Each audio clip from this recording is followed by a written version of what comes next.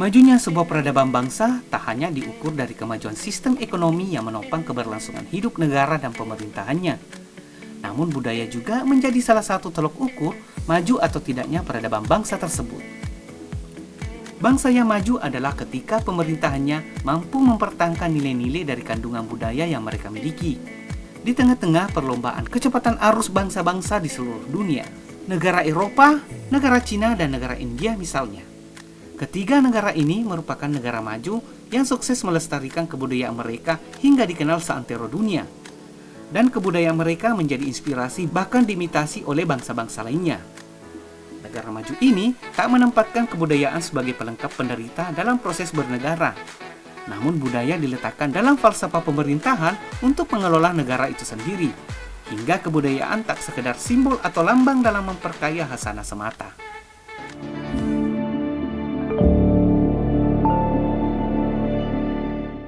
Bagaimana dengan bangsa kita? Bangsa Indonesia memiliki kekayaan budaya yang tak terhingga nilainya, baik bahasa, kesenian, aksara, hingga kepercayaan. Kekayaan budaya ini pun beragam bentuk dan jenisnya, yang terikat oleh kondisi geografi dan kosmologi di mana kebudayaan itu berada.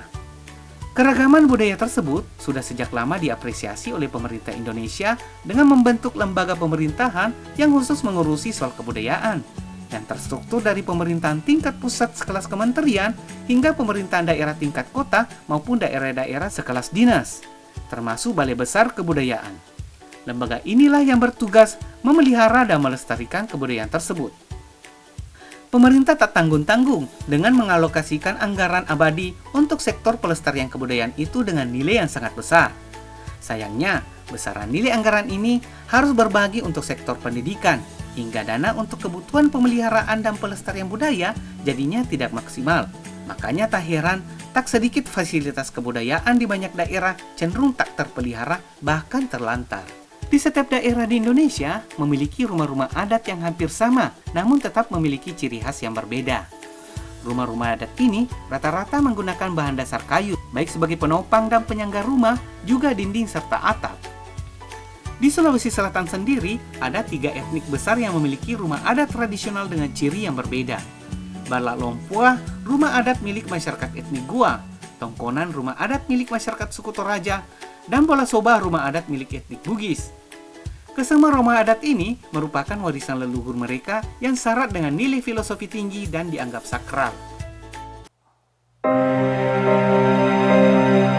Di Kabupaten Bone, masyarakat etnik Bugis memiliki 2 rumah adat, yakni Sauraja yang berarti rumah besar ditempati oleh raja dan para bangsawan, dan rumah biasa disebut Bola ditempati oleh rakyat biasa.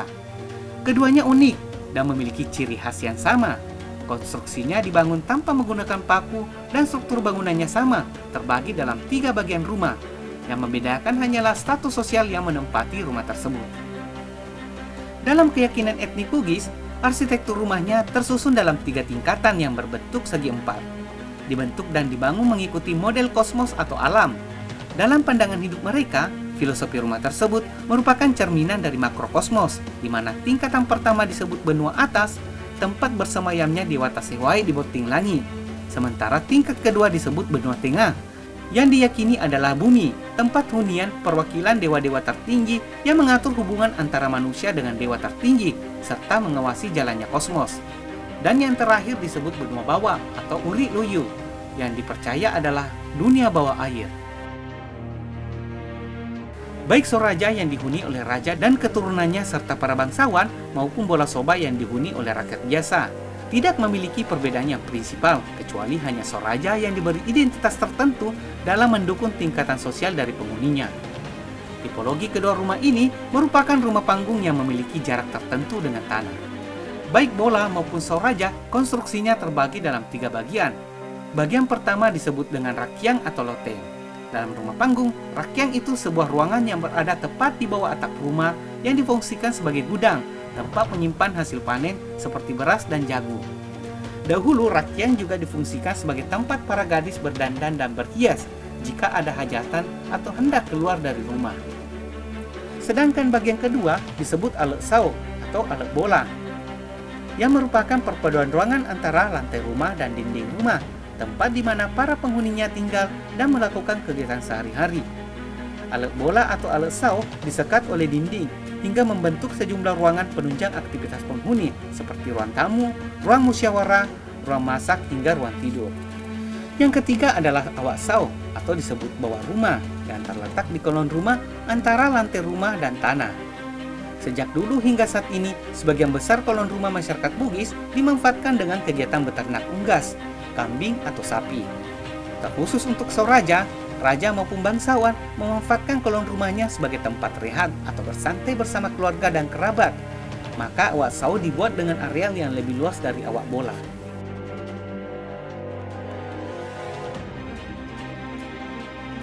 Dalam literatur sejarahnya, daerah yang dikenal sebagai produsen songkok reca ini memiliki dua Soraja, yakni Soraja Petaponggawai yang dihuni panglima perang kerajaan dan Soraja Mangkok Arumpone yang dihuni oleh raja.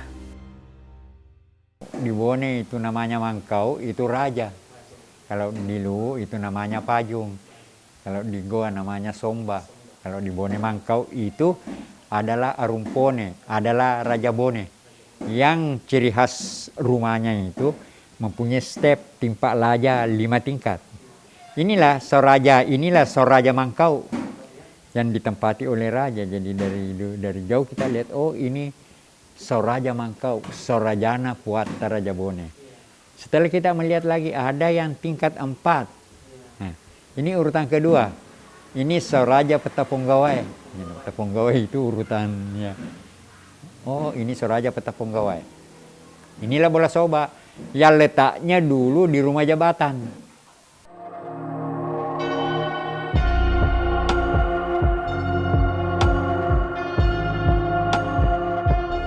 Dalam perkembangan sejarah, kedua Soraja secara perlahan menghilang dalam wujud aslinya.